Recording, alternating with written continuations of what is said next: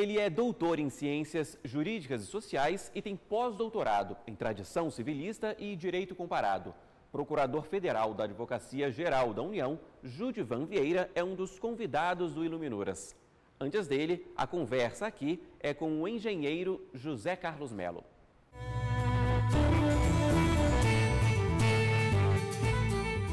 Engenheiro civil com mestrado e doutorado em engenharia da produção, José Carlos Melo é hoje consultor em projetos de transporte e escritor. De onde surgiu a paixão pela literatura, José Carlos? Da infância. Na hora que você está formando o teu cérebro, que ele é plástico, os pais aproveitam muito pouco aquela plasticidade que você tem capacidade de aprender tudo, né? Definir vocações. Se você veja, por exemplo, no caso da matemática, não tem nenhuma criação importante depois dos 20 anos, né? Porque então alguém introduziu. Você imagina se o pai do Mozart não botasse o menino com 4 anos de castigo para tocar piano o dia inteiro, né? Não teria saído Mozart.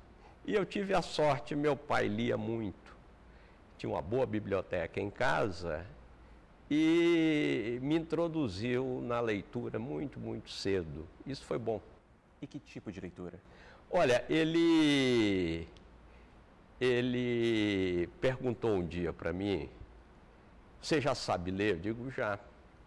Aí ele pegou o livro do Mark Twain, As Aventuras de Tom Sawyer, e me deu. E eu achei o livro fantástico, foi o primeiro livro que eu li. E daí foi seguindo, ele ia escolhendo os livros e orientando, ele estabeleceu uma sequência. Depois me comprou a coleção infantil do Monteiro Lobato, que é fantástica, né? Pena que saiu de moda. E deveria voltar à moda para as crianças lerem boa literatura ainda na infância, né?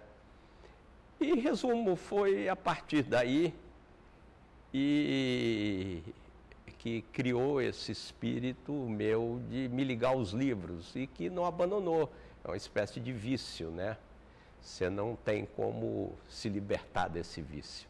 Você, inclusive, é um engenheiro de formação e com uma grande bagagem humanística. Eu acho que o maior escritor que a humanidade teve foi Dostoiévski. Ele disseca psicologicamente o personagem, ele descreve maravilhosamente o ambiente e ele é um humanista, ele era engenheiro. Ele se formou na melhor escola de engenharia da Rússia. Além de Dostoiévski, que outros escritores o senhor admira? Albert Camus. Eu acho que poucas obras são tão tocantes quanto O Estrangeiro, de Camus, e A Peste. Eu já li 3 ou 4 vezes cada um deles, né? Kafka. A Kafka também já li, né, algumas vezes e cada vez me impressiona mais. Gosto muito do Philip Roth. Ele é um escritor americano, completou agora 80 e tantos anos, sempre falado para o Nobel e nunca indicado. E agora ele parece que desistiu ele comunicou ao público que não ia mais escrever. Mas gosto do Hemingway, né? Quer dizer, Victor Hugo na minha juventude para mim era o grande escritor. Eu sentia falta quando eu não acabava um livro dele e não encontrava outro para ler, né? Gabriel Garcia Marques. E tem uma coisa interessante que eu acho que às vezes me pergunto, de onde é que você tira o personagem, de onde é que você tira isso, como é que você inventa isso? Ninguém inventa nada. E o Garcia Marques, ele tem uma frase, nenhum escritor inventa coisa nenhuma, é mais ou menos isso. O escritor é um cara que observa, ele tem um grande senso de observação, e eu acrescentaria, tem que ter uma boa memória também, né? E aí está a receita, né? Macondo, que seria a cidade dele, né?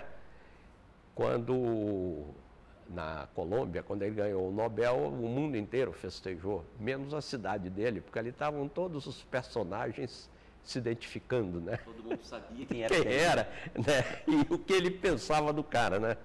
Agora falando, José Carlos, sobre as suas publicações, você tem 7 livros publicados, a gente está com 3 aqui deles, e eu vou focar nesse último, no mais recente, As 10 Vidas do Senhor Cardano.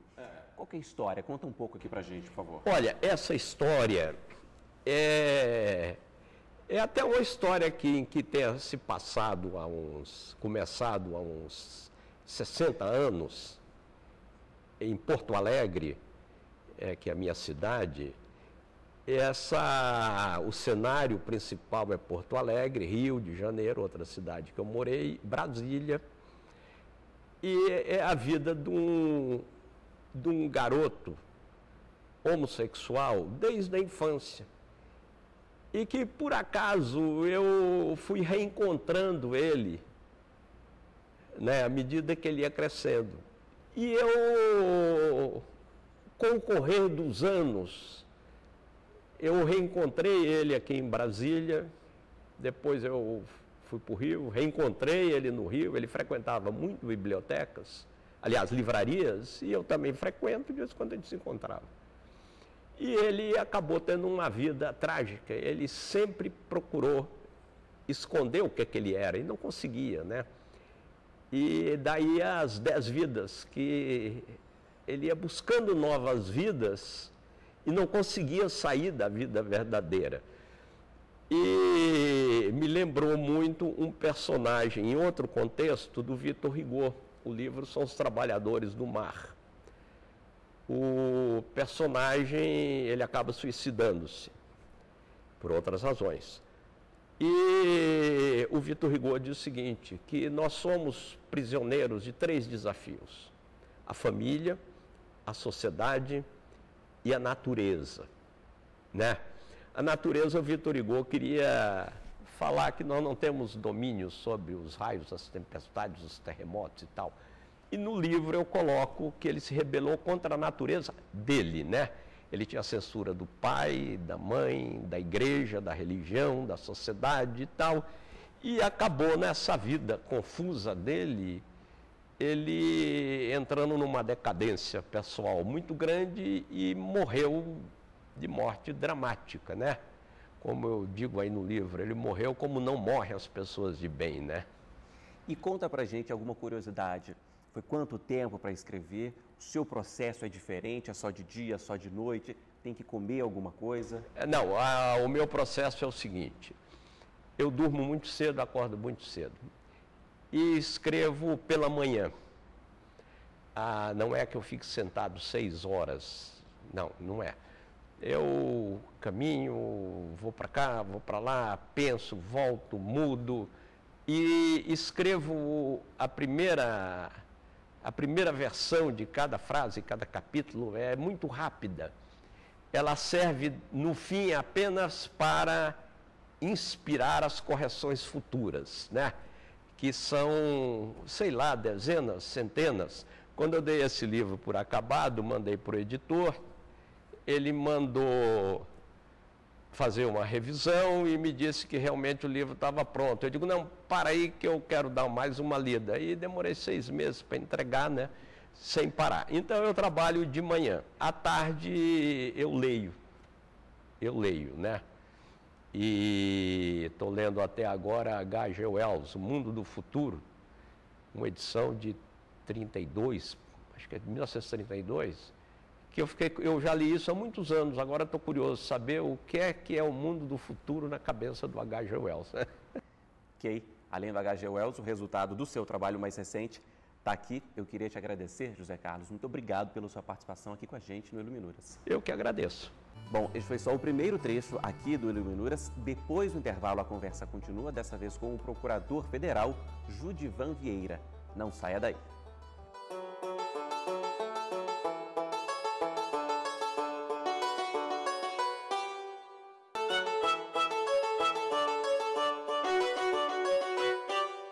O Iluminuras já está de volta para conversar neste segundo bloco com o Procurador Federal e escritor, Judivan Vieira. Obrigado pela presença. Muito obrigado. Um prazer falar com você, com todos os privilegiados que podem assistir a um programa de arte, literatura. Literatura é reconstrução de si mesmo, né? É uma coisa linda isso. Até falando sobre isso, na sua infância, você teve pouco acesso a isso, né, Judivan? Na verdade, nenhum acesso, eu diria, porque nasci num sítio chamado Dois Riachos, no interior da Paraíba, e numa época de muita pobreza, década de 60, imagine, né? Meu pai tinha um sítio, era bem de vida, mas não era bom de negócios, não tinha talvez o discernimento que a minha mãe tinha. Aliás, coisas que as mulheres têm de sobra, né?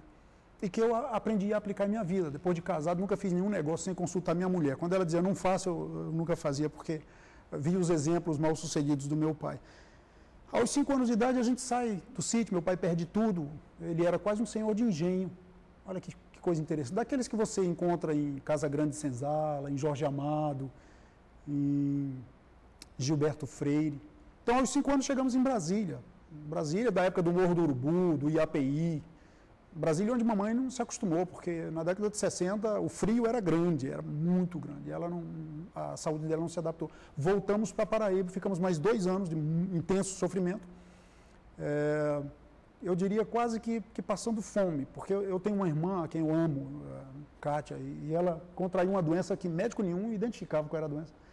2 anos depois a gente volta para Brasília, eu já estava com 7 anos de idade, e aí uma tia minha descobriu que a doença era fome. Então foi uma infância muito sofrida, mas sem traumas, aquela coisa, eu trabalhei, sofri, e foi só tristeza. Não, eu fui moleque, eu criança, né, de brincar com os amigos. Então, eu não tive muito acesso à cultura, não. Isso foi vindo aos poucos. Quando que houve a mudança? A mudança começa, eu acho, entre os 14 e 15 anos de idade. Eu estava fazendo o primeiro grau na época, que é a escola elementar hoje, na escola classe número 3 do Núcleo Bandeirante, a cidade-mãe. E eu acho que por dó, uma professora de língua portuguesa comprou o romance de José de Alencar, Iracema, e me deu de presente. E ela me disse, está aqui, meu filho, você parece que é interessado em aprender as coisas, então leia, porque ler pode mudar a sua vida. Que conselho, rapaz. Nunca esqueci disso. E mudou? E mudou. Tem algum que seja especial para você? José de Alencar, o cearense, nascido em Messejana. Você sabe que outro dia eu fui surpreendido recentemente por um texto dele, que está em domínio público. Você que nos assiste, basta digitar aí no Google um texto de José de Alencar chamado Como e Por que Sou Romancista. É uma autobiografia onde ele confessa o que o fascinou e o que o trouxe ao mundo da literatura, especialmente nessa fase de romantismo. Vou fazer uma pausa aqui, Judivan. Você falou bastante aqui sobre o José de Alencar, para a gente relembrar um pouco da vida e da obra de José de Alencar, então. Nascido em 1829, o advogado, jornalista e político cearense José de Alencar é considerado o criador do romance brasileiro.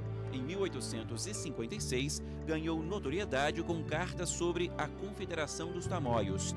No mesmo ano, lançou o primeiro romance conhecido, 5 Minutos. E no ano seguinte, conquistou o público com O Guarani. José de Alencar morreu de tuberculose aos 48 anos de idade. Falando agora sobre os seus livros, Judivan, você tem 14 livros publicados, a gente está aqui com alguns deles e eu queria começar com este aqui.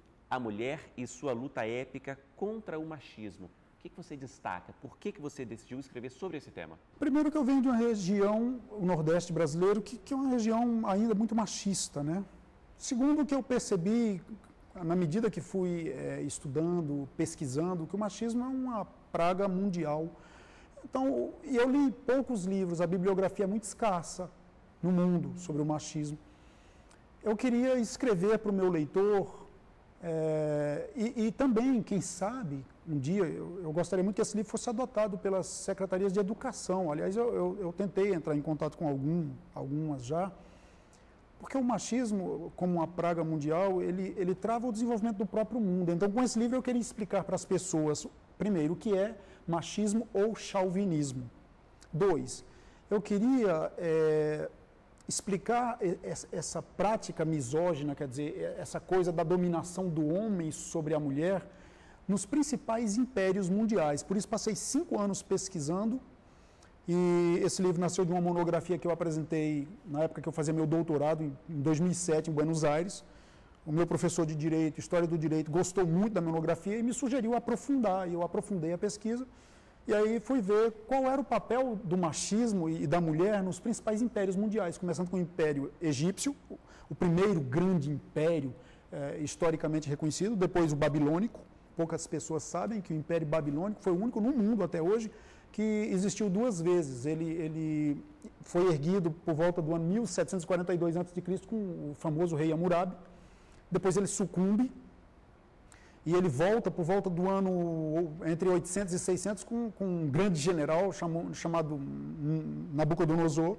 Depois do Império Babilônico a gente teve o Medo Persa, o Alexandrino, que não é grego, é macedônio, o grande general que foi discípulo de Aristóteles. E depois a gente tem o romano, o turco-otomano e esses impérios de hoje, né? A gente teve uma época de um império francês, de um império britânico, de um império soviético de 1917, que vigeu até 1989, quando o Muro de Berlim cai. E eu tive o privilégio de visitar esses lugares, quase todos que eu estou citando aqui, para ir pesquisar e conhecer a história, porque como escritor eu gosto muito do princípio da fidelidade geográfica, ou seja, você conhece a localidade, o espaço territorial sobre o qual você quer escrever. E, por fim, o Império Norte-Americano que a gente tem hoje. Eu queria perspassar o papel da mulher e, infelizmente, essa trava que é o machismo, de uma forma linear, para que quem lê o livro possa se sentir escalando a história degrau por degrau. E nele a gente tem o papel da mulher brasileira, essa miscigenação da mulher europeia, que chega aqui, desembarca por volta de 1500, vindo com o DNA da espanhola, o DNA da portuguesa, que se mescla ao DNA da mulher africana, que é trazida para cá com os escravos, e, por fim, com o DNA indígena, que me fascina, né? Porque nós somos fruto dessa mistura, dessas diferenças, né? Eu gosto muito da diversidade. Por isso, quando eu vejo no Campeonato Brasileiro, aquela placa na borda dos campos, somos iguais, eu fico sempre pensando que a nossa luta é inglória, porque nós deveríamos ensinar em todas as escolas que a beleza não está na igualdade. Nós somos todos diferentes. A questão nós precisamos nos respeitar enquanto diferentes. Somos todos diferentes e a beleza da vida reside. Olha aqui essa biblioteca linda, palco desse programa. Cada livro quer ter uma capa diferente, uma cor diferente, cada pessoa se veste diferente, fala diferente. Então a questão não é ser igual, porque não há beleza assim na igualdade, nessa coisa repetitiva. A beleza reside na diversidade. O que nós precisamos é saber que essa beleza precisa ser respeitada. Vou trocar então e vou pedir para você explicar agora a coleção Corrupção no Mundo, que é um trabalho de fôlego inédito, né? É verdade. Você sabe que eu escolhi dois temas difíceis, né, para a vida. Eu gosto de temas porque falar sobre machismo não é uma coisa muito fácil, não. Eu até no lançamento em uma das noites de autógrafos, alguns homens vieram e pegaram o livro e leram, folhearam e disseram assim, eu não vou comprar esse livro seu não, porque a mulher em sua luta é contra o machismo, isso aqui é livro para a mulher. Eu falei, não, é o oposto, isso é um livro escrito para o homem, mulher não é machista. Aí depois eu resolvi escrever sobre corrupção, né? Por quê? Em 2007, de 2007 a 2012, eu fiz um doutorado e financiado o doutorado pelo governo brasileiro, pela administração indireta, em Buenos Aires. Lutar contra a corrupção faz parte da minha vida, porque quando eu me formei em Direito, em 1993, no CEUB, eu fiz o discurso, fui eleito no concurso que teve para escolher o orador da turma, e o meu discurso foi contra a corrupção. Em 1994, eu me pós-graduei em Política e Estratégia pela ADESG, Associação dos Diplomados da Escola Superior de Guerra, e pela UNB, e o meu discurso, outra vez como orador, foi contra a corrupção. Aí eu comecei a perceber que a minha vida era essa luta para esclarecer o povo brasileiro, de alguma forma, nas minhas pequenas forças, defender o tesouro nacional. Depois eu entro na Advocacia Geral da União, concursado como Procurador Federal em 1996, passei 11 anos presidindo comissões de processo administrativo disciplinar, que inclusive rendeu um livro que eu publiquei, está esgotado no mercado brasileiro, chamado PAD, Processo Administrativo Disciplinar. Eu pedi à minha secretária, que cuida do meu escritório pessoal, para resgatar todos esses elementos, e eu pensei em 2007, quando comecei o meu doutorado. A minha vida, cientificamente, é escrever contra a corrupção, é mostrar para as pessoas que ser ético é possível. Que por mais que você tenha maus exemplos ao seu redor, se você tem um bom exemplo, esse exemplo prova que a ética e a moral são possíveis na comunidade dos homens. Por isso, em 2007, eu comecei as pesquisas. Foram 5 anos para a defesa da minha tese sobre a corrupção no Mercosul. Eu pude viajar e pesquisar em loco, no Brasil, Argentina, Uruguai, Paraguai e Venezuela, como países membros do Mercosul. Nesses países, perante o Poder Judiciário e Legislativo, eu tive muito trabalho, mas eu consegui reunir um arsenal bibliográfico maravilhoso, leis de direito administrativo, penal, processo penal e constitucional, que eu tenho tudo guardado na minha casa, na minha biblioteca. E aí resolvi escrever sobre corrupção. Antes, o que eu resolvi fazer é aquele método que todo escritor usa, né? Se você resolve escrever um livro, você vai desenvolver um projetinho básico. O que você quer escrever, qual a bibliografia que existe no mundo sobre esse tema, quais são os personagens, os atores que você quer utilizar, qual é o palco da vida. E nessas minhas pesquisas bibliográficas eu descobri alguns autores muito bons, argentinos, falando sobre corrupção, chilenos, norte-americanos, alguns autores alemães, como o Dr. Rupert Pritzel, mas a gente não tinha um brasileiro. Não existia um livro brasileiro especificamente sobre o tema e que abordasse corrupção do ponto de vista do viés científico, não casuístico. Que falar sobre casos, BNDES, Petrobras, etc., isso não é difícil, os jornais falam. O que eu queria era algo diferente, eu queria falar sobre, cientificamente, o que é corrupção, quais as causas da corrupção, quais são os efeitos, porque toda causa gera um efeito. Qual o perfil do corrupto, né? Qual o perfil do corrupto? E nessa do perfil do corrupto eu me preocupei em estudar um pouco sobre Aristóteles, como ele descrevia o perfil do homem e o perfil do corrupto, Sigmund Freud. E, por fim, você não pode falar sobre o que é corrupção, quais as causas, as consequências, o perfil do corrupto, os aliados da corrupção, sem falar sobre as ferramentas de combate. Aí eu acho que no final, muita gente já me perguntou, e eu vou dizer aqui de novo, eu acho que foi o ciúme que me levou a escrever essa primeira coleção no mundo sobre corrupção, porque eu fiquei com ciúme de ver tanta gente de outros países escrevendo sobre o tema, e a gente não tem um brasileiro. Eu pensei, não, vamos inserir o Brasil nessa bibliografia mundial. E aí a segunda estratégia que eu tracei foi a seguinte: se você tem chilenos, argentinos, uruguaios, alemães, norte-americanos escrevendo sobre o tema, e eles escreveram um livro, um brasileiro escrever um livro não vai chamar atenção. Por isso eu resolvi lançar a primeira enciclopédia do mundo sobre corrupção, e nasceu. São 5 livros. O primeiro livro é a perspectiva histórica, como a corrupção se relaciona com a história. O segundo livro é a perspectiva política, como a corrupção se relaciona com a política. O terceiro livro é a corrupção do ponto de vista jurídico, a perspectiva jurídica, como ela se relaciona com a lei, como a lei às vezes combate a corrupção e como ela mesma protege a corrupção e os corruptos. O quarto livro é a perspectiva do direito internacional sobre a corrupção. E o quinto e último livro são as ferramentas de combate à corrupção no Mercosul como um paradigma para o mundo. Judivan, é fascinante a sua paixão pelo tema, mas o nosso tempo terminou. Eu fico aqui então com corrupção no mundo e te agradeço bastante pela participação aqui no Iluminuras. Muito obrigado a todos vocês, aos telespectadores.